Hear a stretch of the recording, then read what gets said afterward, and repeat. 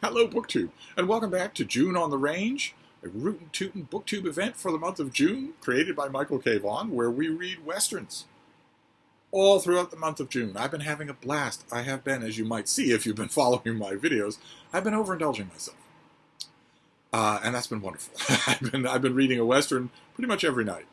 Sometimes more than one. If I read a really short one and it's really bad, then where it's so bad that it's not worth talking about, then I'll pick another one. I'll creep out to the pile of paperback Westerns when the little bean is asleep. At 2 in the morning, I will creep out and pick one. And pick another one and see if I do any better.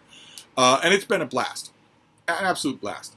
I'm sorry that we are slowly reaching the end. June on the Range has only a week left for 2023. I'm not going to read, I don't think I'm going to read any Westerns, aside from professionally. If a new Western comes out that it needs my attention, something high profile in the literary world that's a new release, then I'll read that between now and June on the Range in 2024. Something like The Sisters Brothers, or something like that. But otherwise, no. Otherwise, I will accumulate Westerns just like I did last year and celebrate again in June on the Range. So I won't be, this isn't like March Mystery Madness or science fiction or anything like that, where I cannot guarantee that I won't read this stuff in the interval.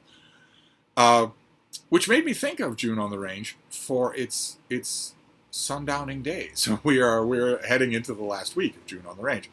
And that made me remember that although this is a happy-go-lucky BookTube event, there are ironclad rules for this. There are 2 ironclad rules that I know of for June on the Range 2023. One is to read a Louis L'Amour Western, which I haven't done yet. The best-selling, best-known Western writer of them all. I read a few of his last year. I haven't done that yet this year. I'll have to do that. And the other is to read a Zane Grey Western, who, he's synonymous now with one novel only, Riders of the Purple Sage, but he was hugely popular. Hugely popular. He was one of the first writers in American history to become actually obscenely wealthy by his pen, instead of by cashing in Hollywood or tie-ins or anything like that.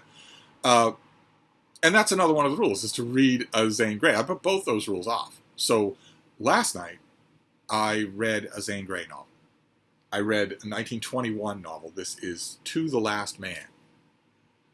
And I don't know much about Zane Grey. I didn't know until after I read this that this is sort of a shortened redo of a novel called Tonto Basin.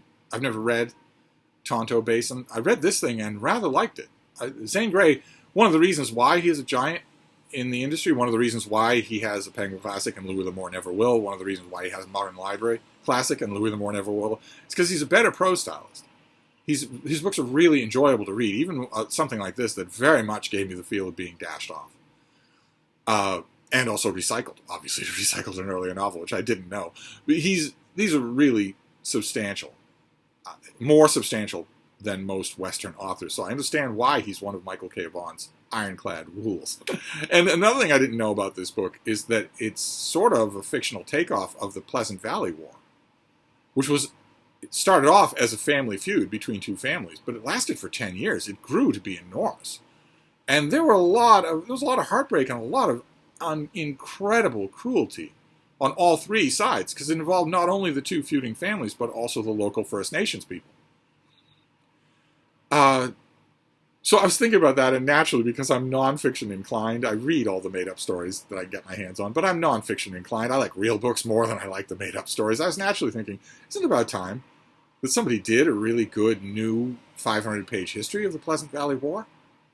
So I think it's about time that somebody did that. I can't remember the last time. I don't know that I've ever read a 1-volume documented instead of, anecdotal, or, they shot up my ma type thing. A well-documented, Mike Utley type book about the Pleasant Valley War. I don't think I've ever read such a thing. But this is not a work of history. This is a work of not only fiction, but purple prose melodrama. Because it is the story of 2 warring families, the Jorths and the Isbels.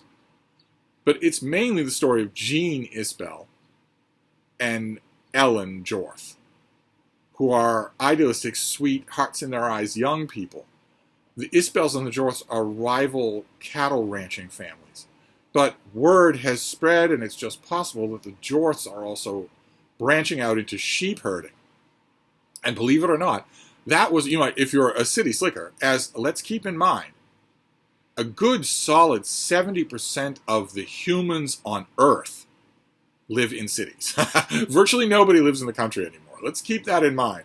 So if you are a city slicker, and chances are you are, you might not know what a war to the teeth it was between cattle ranchers and sheep farmers. Unless maybe you're familiar with the John Wayne movies or your other American Western movies where it does crop up. You would think, well, cattle, sheep, what's the difference? If you're a typical urban American, you might be able to visually distinguish between a piece of cattle and a piece of sheep. But other than that, you've certainly never met. You'd have never met a representative of the species that are industry farmed and systematically tortured for your dinner table. You've never met one. If you're like most city-dwelling modern members of the human race, you've never met a sheep. You've never touched a living pig. You've never met a cow or spent any time with one. Nevertheless, you probably could visually tell them apart, but you wouldn't have any idea how horrible the rivalry was between those things. So it's bad enough that the Jorths and the Isbels are rivals for ranch land. Even worse, if one side suspects that the other might be indulging in sheep farming, and that is what happens here. And Zane Grey, I don't know much about this author, but he was, I think, a big old softy, as I get the impression a lot of Western authors were, and he tells a love story. This is basically, it started out like Romeo and Juliet, but it ended up a tragedy. This is basically Romeo and Juliet on the ranch lands. You are wondering the whole course of this novel, unless you've read Tonto Basin, apparently. If you've read Tonto Basin, then you know what's going to happen in this book. I have not. But you're wondering the whole time here whether or not Jean and Ellen are going to die for the sake of their family's rivalry, because they fall in love. And their love story is by far the best thing in this book. I mean, there's lots and lots of action in this book, and lots of really good, quick character descriptions. Something that I mean, Mark Richardson would probably know better. A lot of you Western fans would probably know better. But I'm assuming that Louis L'Amour grew up reading Zane Grey. Have I got the timeline right? That is the anxiety of influence here. That Louis L'Amour read and imbibed Zane Grey, not the other way around, and not simultaneously. At least from reading this book, I can assume it, because Louis L'Amour is really good at that same thing, doing really quick, really good, really economical but effective character sketches. It doesn't take Louis L'Amour more than a couple of lines in a not very long paragraph to make you feel like you know one of his characters. A skill, I might add, that is all but unknown to the current purveyors of contemporary so-called literary fiction. They don't know how to do that in 10 pages, much less 10 words. But Zane Grey, boy oh boy, does he have that ability. That ability is all through this book. There aren't many real main characters in this book, but I felt like it had a cast of thousands because everybody jumps off the page. So I've done my duty by June on the Range. I have read a Zane Grey. I need to put Louis L'Amour on my list for this coming week, but I really enjoyed this. I would gather, I don't think I've ever read a critic write about Zane Grey. The closest that I get is the introduction to that Modern Library volume that has Riders of the Purple Sage. And that's not a critic writing about him in the moment. I would love to go... I was going to say I'd love to go back and read whatever criticism Zane Grey got when, for instance, The Last Man came out as a book. What kind of critical reception did it get? Did anybody write about it? In my profession, in the newspapers, did anybody write about it? Or any of his books? I don't know that, and the only way that I would ever know that is if somebody did a Norton critical edition of Riders of the Purple Sage. I'll never get it for this book. Or even for Tonto Basin. I'll never get it for any of his other books. And I'm interested in that. I bet that Zane Grey, Louis L'Amour, maybe a lot of these Western, that Steve Frazee novel that we saw earlier in June on the Range, had a Boston Globe quote on it. I'd be willing to bet these guys got reviewed lots of places. And that if the books are gone, then how much more gone are those reviews? Good Lord, there aren't even microfiche for those things. They're literally disappeared completely, without a trace. Unless you could find old copies of the papers. But finding print old copies of the old local newspapers in Arizona or East Texas, naturally it gets to me, right? I'm writing this sort of thing. every day myself. Naturally, it gets to me to think that I'm putting all this work into something that not only won't be remembered in 100 years, but that won't be findable in 100 years. So literally disappeared completely. I would love to know the critical responses to Zane Grey, and I don't know that there is anywhere to go for that. My one place that I might go for at least a little of that would be my familiar lament, which is, where are the biographies of this guy? This is not like Steve Frazee or Al Thurston or whoever these non-entities, these pseudonymous non-entities that I've been reading all June on the Range. This guy wrote a book that is considered a minor American classic. Riders of the Purple Sage is considered a minor American classic. It is certainly considered one of the best done Western novels of them all. Where are the biographies of this guy?